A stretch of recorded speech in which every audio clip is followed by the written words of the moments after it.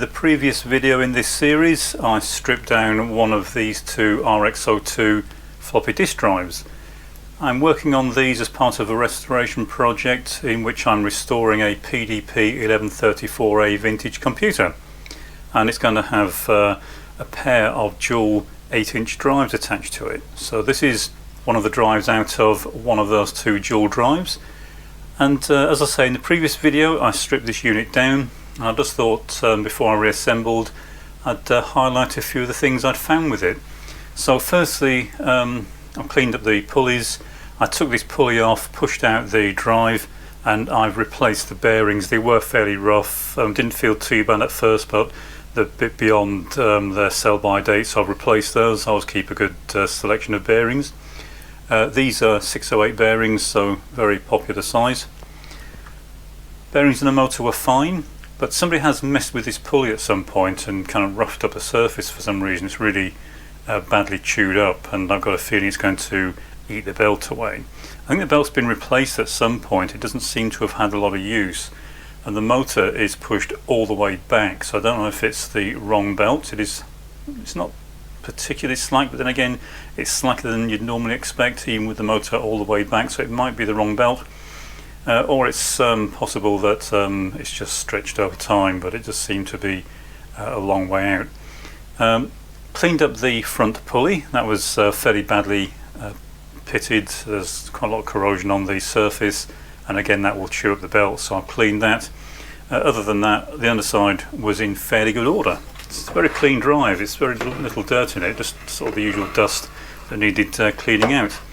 I've cleaned up the lead screw. That was well, it wasn't seized up, but it was bound up with congealed grease, so I've cleaned that, and that's come up nice and clean. Very slight smear of grease on there now, just to keep it lubricated. Cleaned up the shaft that the cup runs on. That's the thing that centers and grips the disc. One thing that's often overlooked on these is this surface here, the top surface of this bottom cup receptacle. This is what drives the disc around. This needs to be really clean. If there's any dirt on here at all, it can stop the disc properly centering when you lower the lever on the front of the drive when you close the door, and that can cause the center portion of the disc to it'll start wrinkling up. It'll look, if you take your disc out and it's got wrinkles in it, then chances are this surface needs cleaning. It's just not allowing the disc to properly center. I've cleaned the head. Continuity wise it seems okay, but you can't always tell until you actually try using them. Cleaned up the rest of the parts. They've all come up very nicely. A few scuffs and scrapes, but it is an old piece of equipment, so this has come up it's good. There's as I say, a couple of small marks on it, but it's come up in extremely good order, like the rest of the drive, so very pleased with that. Cleaned up all the rest of it, got all the dust out. It's all looking in fairly good order. Can't find anything wrong with it. The solenoid has good continuity. I've tried putting a voltage across it and it does energize, so that's good news. And all the springs seem about right. There's nothing now bound up. The head tension spring seems good.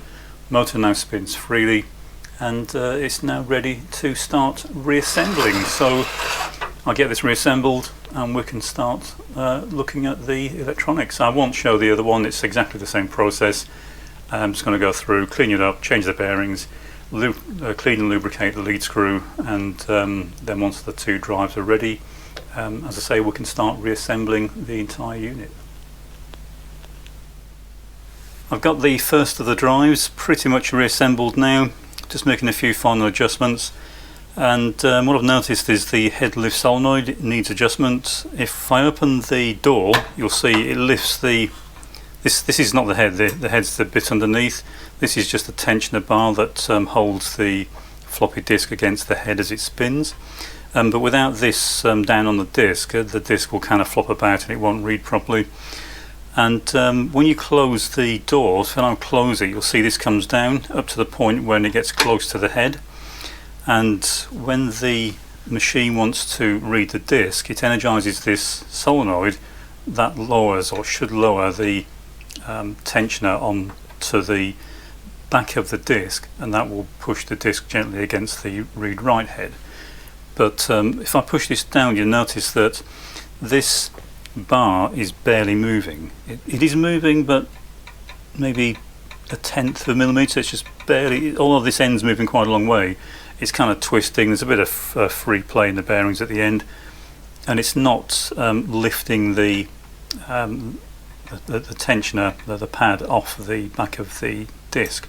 If you imagine there was a disc in there, then there'd be no free space whatsoever.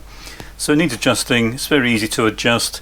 There's two adjustments. There's a coarse one, which is this Allen screw here. You just slacken it off, and you can raise or lower this guide shoe, and you get it somewhere fairly close, and then tighten this, and then you use this fine adjuster on the back. It's another Allen screw, and there's a lock nut underneath. Slacken off the lock nut slightly, you can then make very fine adjustments. And it is a fine adjustment. It just needs to clear the disc when there's a disc in there. So I'm going to do this later. I'll do them both at the same time. I'm going to put an old scrap disc in there and make sure that it's adjusted correctly. So just be aware of that, because otherwise what will happen is whenever you put a disc in there, it's going to be constantly wearing away the disc by pressing it against the read-write head, and it will also wear out the read-write head. So this does need to be adjusted correctly, otherwise you can get issues with reliability. Okay, so once I've done that, this drive will be ready. I just need to find a pad. There should be a pad on there to hold all these down. It's obviously been torn off at some point, so I'll put a fresh one on, and then this drive will be pretty much done. That's both drives now sorted out, or at least I think they're sorted out. The motors buzz out okay, so do the solenoids. The heads seem to measure okay. I won't know if they work until I try running it. I've adjusted both of the Headlift solenoids. They now seem to be giving the right clearance, and what I'm going to do now is start reassembling, and I'll start by putting the main chassis top cover back on. So that'll screw these two back together, and we can then start looking at the electronics, and I will start with the power supply. That's the basic chassis reassembled. I've put the top cover on. I've replaced the missing screws. There's quite a few screws missing out of this, but I always have a good supply of this type of screw available. And the next step is to get the PCBs reinstalled. So as ever, I've been through these, done some static checks, checked for shorts, any obvious issues with them, had a look under a microscope for anything that was out of place, and they both look fine. So I couldn't find any faults with these at all. And the next step is to get them installed, and then once we've done that, we can put the power supply back in. I've been asked in the past how I remember where all the connections go, and whether I take photographs or use the videos. And the answer is I do take reference photographs. I have the video, of course, but normally what I do is I assume that there may be some wrong connections. So if available, I print off the technical information for the wiring and connection, and check it against what's actually been found on the machine. About 5 to 10% of all the faults I find when I'm repairing equipment are either caused by or are just incorrect connections that have been made. So I always make the assumption that something may be wrong, and I check if I can with the technical documentation. If that's not available, I just see if it makes sense the way it's wired up. But also, of course, I have the reference photographs if I get completely lost. So I'll get these reinstalled, and then we can move on from there. I've got the power supply on the bench ready for testing. I have, of course, cleaned it, and a fairly simple power supply. It's a very simple regulator board, and the reason that they can get away with a simple regulator like this is, if you've watched my channel for a while, you may well recognize this device at the end here. is of course a transformer, but it's a very specific type of transformer. This is a ferro-resonant transformer. I've posted several videos on these and how they work. The giveaway is the split core. You can see there's a shunt halfway down the core, and also the external capacitor, the tuning capacitor that's connected to one of the windings on this transformer, and it forms a self-regulating transformer. As I say, if you're interested and you haven't seen how these work, then just search my channel for ferro-resonant transformers. I've got this hooked up, ready for testing. As I say, it's very straightforward, just the output from the transformer and a couple of large smoothing caps, and the regulator circuit itself. The regulator circuit, because it's using a self-regulating transformer, can be very basic. There is some regulation on the 5-volt supply, and there's some current limiting on there as well. This uses a single op amp to provide the current limiting and voltage regulation, but most of the regulation is done through the use of the ferro-resonant transformer. Number of power rails, we've got plus 24 volts at 2 amps, 5 volts at 5 amps, we've got 8.5 volts at 1 amp, and then we've got minus 5 volts at 2 amps. So quite a number of power rails. As I say, I've been through this with a multimeter and just done some basic checks looking for shorts, that sort of thing, and it seems fine. The next thing to do is to try and power this up. If we look on the back of this, at the end here it's got some voltage specifications indicated, and although it's not a switching supply, you'll notice it's got quite a wide range of input voltage it will tolerate, and that's because of the regulation nature of that type of transformer. But there are two basic ranges. There's 180 to 240 volts and 200 to 264 volts, and it specifies different wiring harnesses for those two. So there's a couple of things here. Firstly, if you try and power this supply up as it is, it won't do anything. It will appear to be dead, and that's because there's a loom that plugs into the back here, which is the loom that they're talking about on this chart, and that is this. And depending on which version of this you have, it dictates the voltage range it will work over. This also contains some jumper loops, links, that pass the mains power through. So when you unplug this, it effectively switches the entire supply off. So there are 3 or 4 connectors. There's the main connector that connects to the supply, brings the power out, and also provides the jumpers. And then there are 2, one for each of the motors on the 2 floppy drives, and the third one normally goes through to the cooling fan. On this machine, the fan's been replaced with a 12-volt one, but I may go back to a mains powered fan. But you need to have this plugged in when you're testing the supply. You don't need to have the motors plugged in, but you do need this plug in, otherwise the supply won't do anything. As far as which one we have is concerned, if we look at the wiring diagram, there are 2 layouts, and the easiest way to check which one it is you've got is to look at pins 5 and 11 on the big plug and follow where they go through to. If 5 goes through to pin 3 on one plug and 11 goes through to pin 3 on the other plug, you've got a type 3 harness. If they go through to the same point, that's if they're linked together, that's a type 4 harness. So this is a type 3, and that means it works from anything in the range of 200 to 264 volts AC. So I'll get this plugged in, I'll get it hooked up, and we'll power it up and see if it actually works.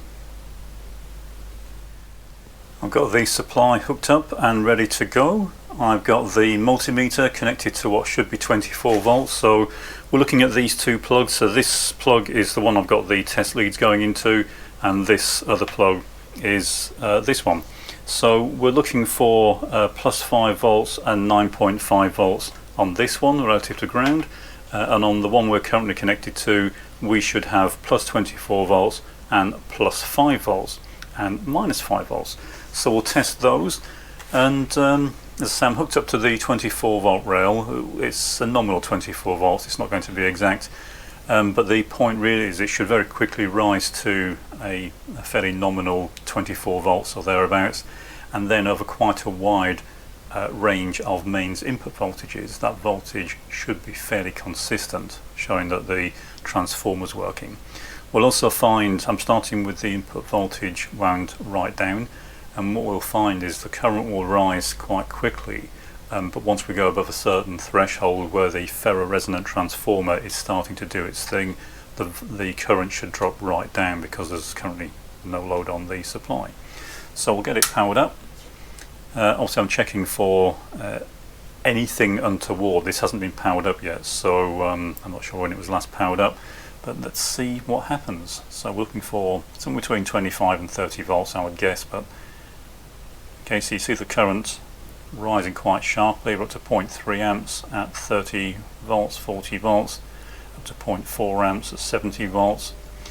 We're already at 29 volts on the output, 100 volts going in, and the output voltage from the supply is pretty much now starting to self-regulate. We're up at 170 volts, we're down to 0.2 amps, and we'll go all the way up. Notice that the output voltage is staying very consistent over a very wide range of voltages. You can hear the typical ferroresonant buzz, but you can see how this self-regulates. It's not perfect, but it is regulating within probably a volt, 2 volts over a very wide range of mains input voltages. So that appears to be working. I'll power it off, and we'll now check for the 5 volt input. So just check which pins I need to be looking at.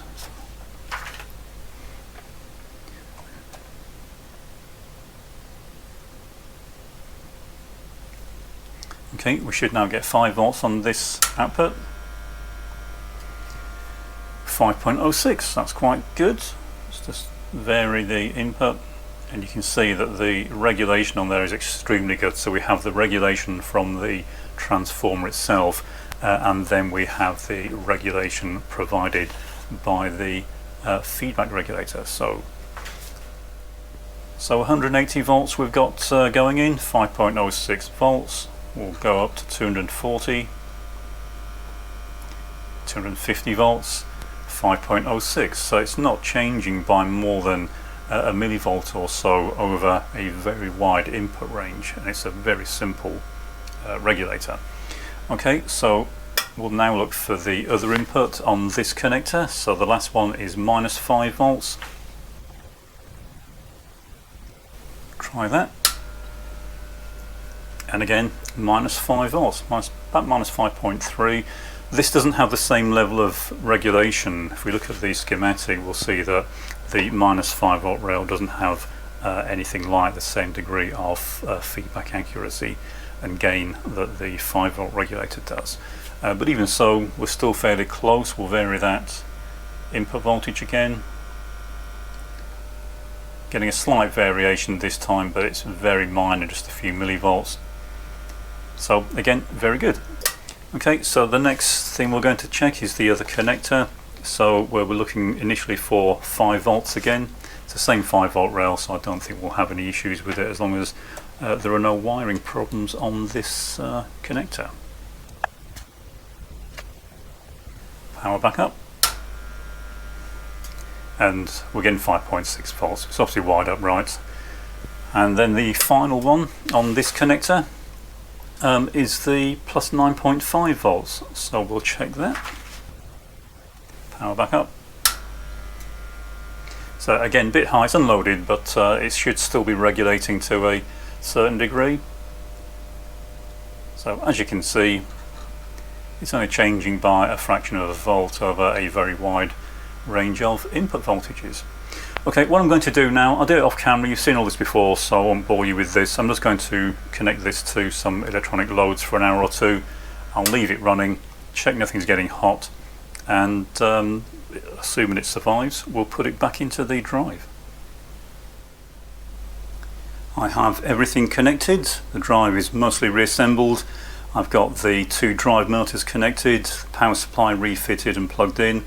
I've been through both drives, and it's now time to power this up. Now, I can't remember, it's a long time since I worked on these, and I can't remember if they fully initialise when the ribbon cable to the PDP is disconnected. Most drives like this will drive the read-write head back to the home position even without the ribbon cable connected, but I can't remember if these do. But I'm going to power it up and look for anything untoward, and we'll go from there. So, okay, no loud bangs, no smoke yet, but nothing seems to have moved, so they don't appear to have initialized. I can hear the motor spinning. I'm just going to turn it off and see if the head load solenoids were activated, and they were. I could hear them both drop out there, but there's nothing else going on. I'm just going to make sure the heads are wound far enough away from their home position. Just turning the stepper to drive the head away manually. I'll do the same with the other one. Okay, so they are away from their home position. They're not moving. As I say, I can't remember if these drives do initialize when they're not connected. I'm pretty sure they should do. They're fairly autonomous in terms of their behavior. They read and write data as a standalone device, and then they send it through to the host machine. But I can't remember if they need that host machine present to initialize. I don't see why they would, but I'll look into the technical documentation and see what they're supposed to do. Could be we've got a fault with the electronics. So that's for the next video.